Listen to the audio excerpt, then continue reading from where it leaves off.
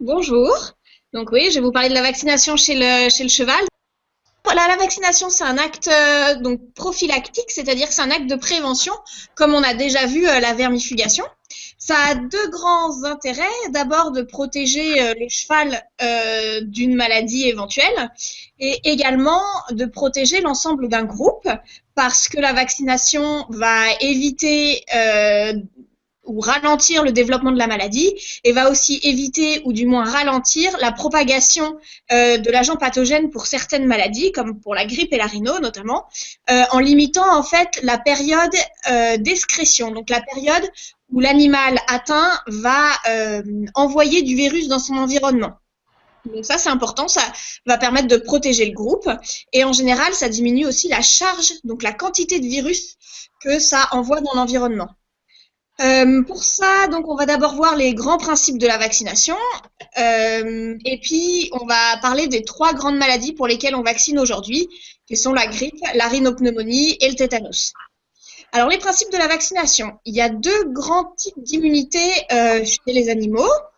L'immunité non spécifique et l'immunité spécifique. L'immunité non spécifique, c'est qu'on a des cellules qui sont circulantes dans le corps et qui, dès qu'elles croisent un agent étranger, vont le manger et s'en débarrasser rapidement, mais de façon pas toujours très efficace parce qu'elles ne sont pas capables de reconnaître de façon spécifique donc les agents pathogènes.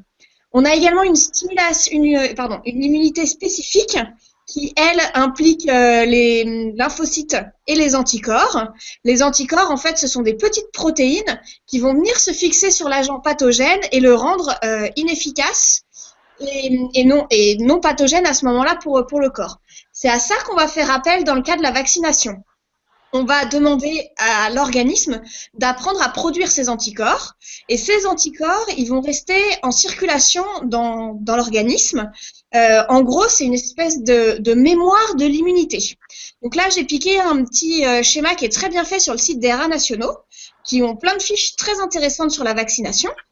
Donc en gros, au moment où on vaccine, où on fait la primo-vaccination, le corps va apprendre à reconnaître l'agent pathogène, va apprendre à produire ses anticorps.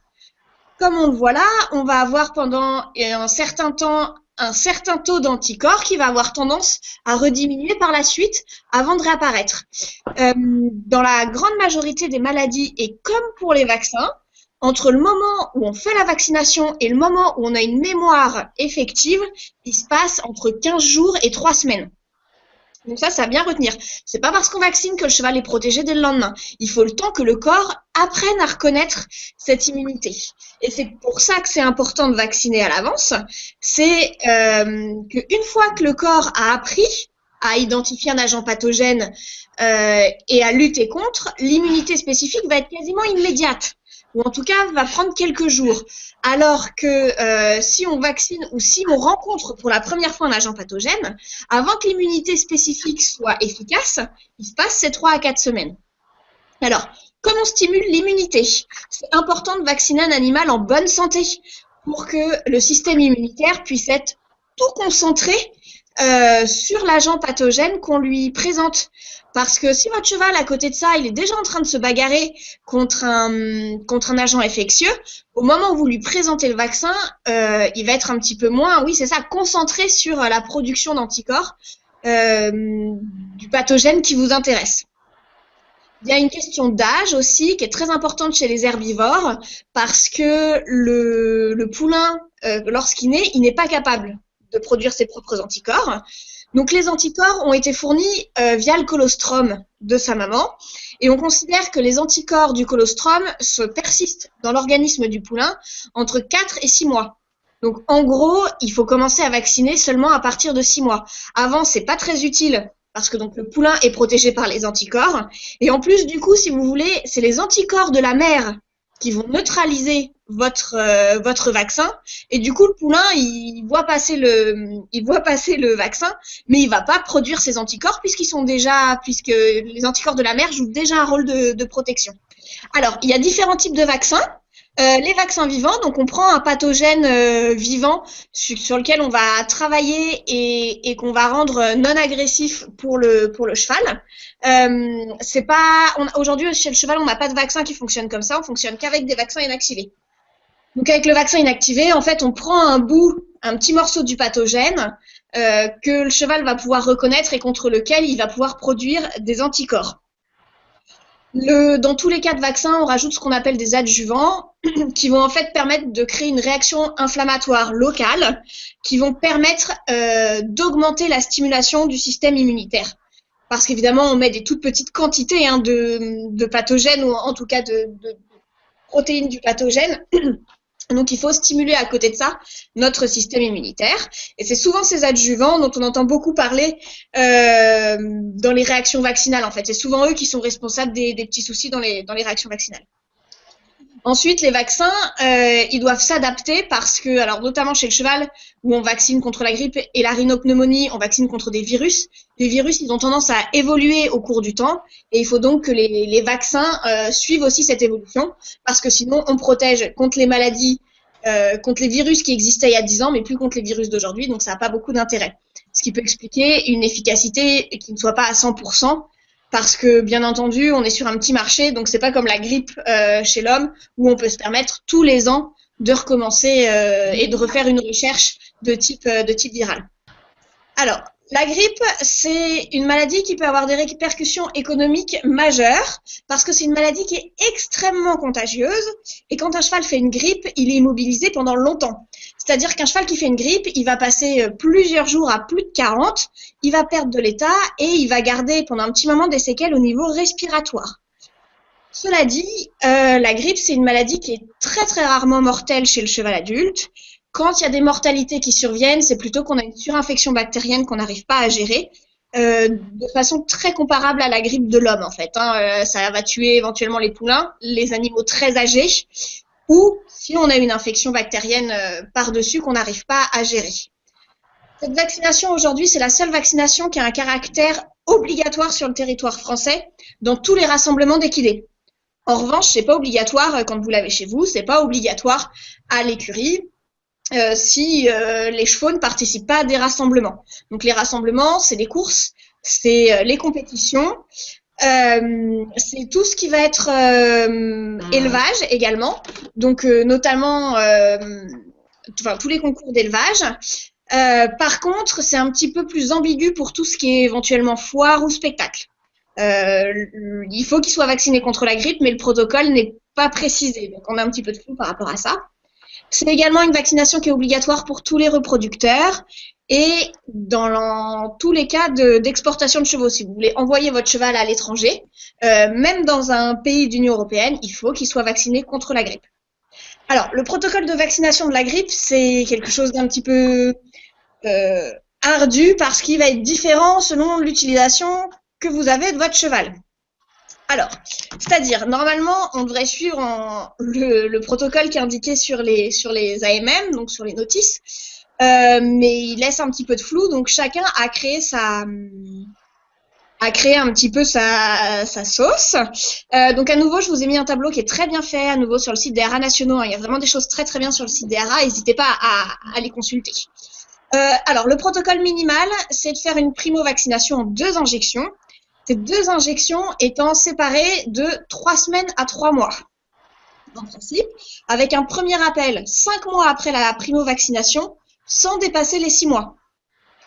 Et ensuite, un rappel annuel. Dans les courses, c'est un petit peu différent, parce que alors la 3e injection, du coup, est espacée de 5 à 7 mois. Et dans les compétitions FEI, la différence, elle va être que la 3e injection, au lieu d'être entre 5 et 6, elle est entre 5 et 7. Enfin, elle est à 6 mois, plus ou moins 21 jours. Et il faut, dans une compétition FEI, que le dernier vaccin de votre cheval date de moins de 6 mois, plus ou moins 21 jours. C'est-à-dire que souvent, les gens, quand ils participent à des compétitions FEI, imaginent qu'il faudrait qu'ils vaccinent leurs chevaux tous les 6 mois. C'est pas ça que dit le règlement. Hein. Le règlement, il dit il faut faire les 2 injections séparées de 3 semaines à 3 mois, puis un premier appel 6 mois après, et après, au moment où vous participez à la compétition, il faut que le dernier appel date de moins de 6 mois. Donc, en gros, si vous faites 2 ans sans participer à des compétitions internationales, vous pouvez vacciner de façon annuelle. Et quand vous voulez participer à votre compétition internationale, il faut que le dernier vaccin date de moins de 6 mois. Ok ? J'attire bien votre attention sur le protocole FFE, parce que là, je vous l'ai dit, mais sans appuyer dessus. Faites bien attention à cette 3e injection. Avant le 1er janvier 2013, on se contentait d'une primo-vaccination en 2 injections et après un rappel annuel. Attention, attention, aujourd'hui, la 3e injection doit avoir lieu entre 5 et 6 mois après la 2e injection de la primo-vaccination. Donc voilà, il faut bien faire attention. C'est pas le lobby des vétérinaires qui a travaillé, hein, parce que franchement, rajouter une vaccination dans la vie d'un cheval, c'est pas ça qui va nous faire vivre. C'est juste que ça fait des années et des années que c'est spécifié comme ça dans les notices, des années et des années que c'est comme ça en FEI, que c'est comme ça dans les courses, que c'est comme ça dans tous les pays européens, et qu'on était un petit peu les derniers des Mohicans à ce niveau-là, et qu'il a fallu qu'on ait une épidémie de grippe en 2012 pour que la fédération réagisse et remette à jour son protocole obligatoire. Donc ça, voilà, c'est bien important à se rappeler. Alors, la rhinopneumonie, c'est pas une vaccination obligatoire, sauf dans le cas des reproducteurs et dans certains cas d'exportation. C'est une maladie contagieuse et c'est une maladie grave. Alors, il y a une forme respiratoire, exactement comme pour la grippe, hein, ça ressemble, c'est très difficile sur un cheval qui présente un syndrome grippal de différencier le virus de la rhinopneumonie du virus de la grippe. On a également une forme nerveuse qui, elle, est facilement mortelle. Donc, c'est des chevaux qui vont présenter des troubles locomoteurs, des poussées au mur, et puis qui vont finir par se coucher et ne plus se lever. Et enfin, et c'est pour ça que c'est souvent obligatoire dans le cas de la reproduction, on a des formes abortives, donc qui entraînent des avortements en général dans le dernier trimestre de la gestation. Donc ça, c'est une maladie où il y a un intérêt individuel de vacciner parce qu'on a une très bonne protection contre la forme abortive. Donc pour les poulinières, c'est important qu'elles soient vaccinées pour éviter les avortements. On a une protection moyenne contre la forme respiratoire et on a une très mauvaise protection contre la forme nerveuse, voire on peut se demander si la vaccination ne potentialiserait pas la forme nerveuse. Cela dit, dans le cas de la rhino, ce qui est vraiment très très important à retenir, c'est qu'il y a un intérêt collectif. Quand vous vaccinez contre la rhino, et ça c'est archi démontré, on diminue très très fortement l'excrétion virale. Donc quand vous avez tout un effectif qui est vacciné contre la rhino, la vaccination prend tout son sens. Parce qu'à ce moment-là, si vous avez un cheval qui fait une rhino, elle va être peu forte et elle va peu diffuser dans le milieu extérieur. Comme les autres chevaux sont également protégés de façon individuelle, on va avoir une très bonne protection du groupe et du coup forcément des cas de rhino moins sévères et qui vont toucher beaucoup moins d'individus.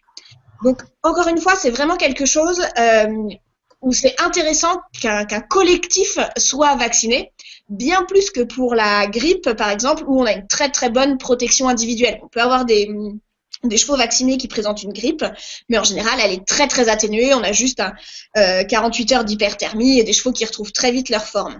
C'est un peu moins le cas dans la rhino, mais encore une fois, quand on a tout un effectif qui est vacciné, on a de très bons résultats et on limite vraiment très fort la casse. Donc la rhinopneumonie, pour le protocole, on a une primo-vaccination en 2 injections qui sont séparées de 4 à 8 semaines. Et selon les vaccins, on a un rappel annuel ou tous les 6 mois. On a 2 vaccins qui sont présents sur le marché français à l'heure d'aujourd'hui. Je dis bien à l'heure d'aujourd'hui parce qu'un des laboratoires est en train de complètement faire marche arrière sur le marché vétérinaire. Donc très probablement dans les années qui viennent, on n'aura plus qu'un seul vaccin qui est lui sur un rappel annuel. À l'échelle du coût annuel d'entretien, c'est un vaccin qui est pas très cher.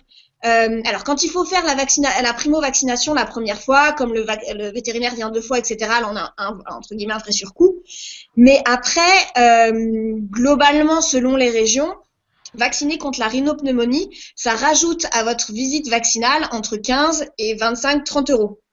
La visite vaccinale, elle est 1 fois par an. Vous rajoutez sur le coût d'entretien annuel de votre cheval 15 à 25 euros.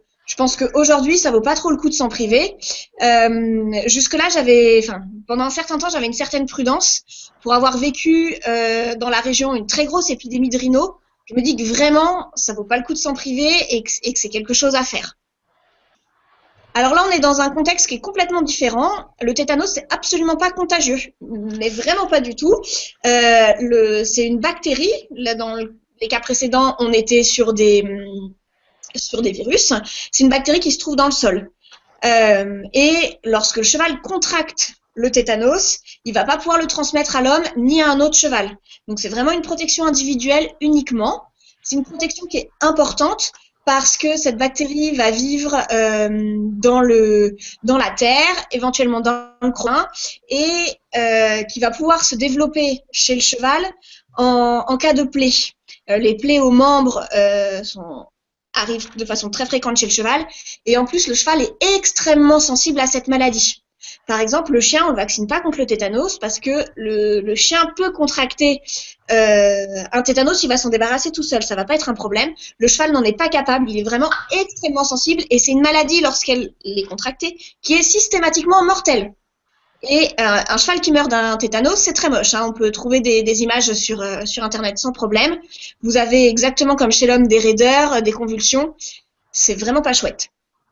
Donc pour le protocole, on a 2 injections à moins d'intervalle, puis un premier rappel à 1 an. Ensuite, on peut parler de la fréquence des rappels. Aujourd'hui, en général, on le couple à la vaccination à la grippe. Donc on le fait tous les ans. Il semblerait qu'on puisse étaler un petit peu plus, éventuellement le faire tous les 2 ans, voire tous les 3 ans. Je mets un gros bémol là-dessus parce qu'en fait, ces études, elles sont basées sur une vaccination tétanique simple. C'est-à-dire que vous allez vacciner uniquement contre le tétanos. Si vous faites ça, effectivement, vous pouvez vacciner contre le tétanos que tous les 3 ans. Mais comme je vous disais, aujourd'hui, c'est pas ce qu'on fait. On vaccine contre le tétanos en même temps que la grippe. Et comme je vous le disais, en fait, on a tendance à détourner l'immunité. Vous demandez au système immunitaire de réagir et d'apprendre à faire des anticorps contre 2 pathologies à la fois. Et on fait même un petit peu pire que ça, parce que aujourd'hui, tout est dans la même fiole. Donc, au même point d'injection, on met 2 vaccins différents et on demande au corps de réagir à ces 2 vaccins. Donc le rappel tous les 3 ans dans ce contexte-là, il est quand même un petit peu ambitieux. Probablement tous les 2 ans, ça doit pouvoir fonctionner. Mais les laboratoires sont un petit peu prudents par rapport à ça parce que pour eux, ça coûte très cher à démontrer. Donc voilà, il y a une petite prudence par rapport à ça. Et à nouveau, le surcoût du tétanos, il est 2 ou 3 euros par rapport au vaccin grippe. Donc c'est pareil, je pense que quitte à vacciner tous les ans, autant faire un rappel de tétanos en même temps. Voilà, on a vu donc là les grandes maladies. Donc c'est un geste qui est important. Donc on l'a vu au niveau individuel parce qu'on vaccine contre des maladies qui sont mortelles comme le tétanos, mais également au niveau collectif, puisque on a des maladies qui ont des impacts économiques importants sur la circulation des animaux et sur la possibilité d'utilisation de ces animaux.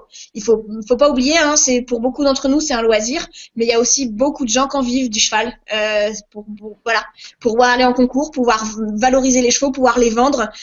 C'est une réalité, c'est un élément important. C'est également un geste important parce qu'en général, c'est aussi le moment de rencontrer votre vétérinaire. Donc, il ne faut pas hésiter lors de la consulte vaccinale à faire un petit point sur la santé du cheval, à discuter avec le vétérinaire. C'est la visite annuelle, ça permet aussi de faire le bilan. Et d'autant plus qu'on vaccine qu'un animal en bonne santé. À l'heure d'aujourd'hui, on a 3 grandes maladies contre lesquelles on vaccine principalement en France, qui sont donc la grippe, la rhino et le tétanos. Mais c'est susceptible d'évoluer à l'avenir, notamment de façon très précoce et déjà actuelle dans le sud de la France contre la maladie du West Nile, qui est une maladie qui est transmise par des moustiques. Cette maladie, elle est aujourd'hui importante parce que c'est une des rares maladies qui peut toucher et le cheval et l'homme, et qui est mortelle chez l'homme. Donc on doit essayer de lutter absolument contre le développement de la maladie du West Nile. Et en plus, on est sur un enjeu économique très important parce qu'il y a beaucoup de destinations d'exportation qui aujourd'hui veulent bien accueillir des chevaux français à condition que la France soit considérée comme indemne de West Nile. Par exemple, la Chine, qui est un très très gros marché, qui est un très très gros marché en développement, aujourd'hui refuse d'accueillir des chevaux venant de France parce que malheureusement, on a eu des cas West Nile équins déclarés cette année. Et l'embargo, normalement, est prévu pour 3 ans. Aujourd'hui, on est en négociation pour essayer de le réduire. Et dans l'avenir, il faut aussi penser à d'autres maladies comme la peste équine, dont on est aujourd'hui complètement indemne, mais avec la circulation à travers le monde des chevaux et des personnes, cette maladie pourrait revenir. C'est une maladie qui a un vecteur moustique. Et aujourd'hui, les moustiques capables de transporter la peste équine existent en France. Donc en fait, il suffirait qu'un cas de peste arrive en France, exactement comme la fièvre catarrhale ovine chez les moutons, pour qu'on puisse avoir un départ d'épidémie en France. Voilà. Alors là, on est sur des choses voilà à l'avenir, mais qui pourraient nous concerner et qui en plus ont pour le coup un impact économique qui est très important. On est sur des vaccins qui sont vraiment coûteux. Alors ça c'est pareil à l'heure d'aujourd'hui parce qu'on est sur des petits marchés. À voir à l'avenir comment ça se développera, mais probablement on sera amené à vacciner plus et contre ces maladies-là qui sont graves et qui ont des impacts économiques très très importants.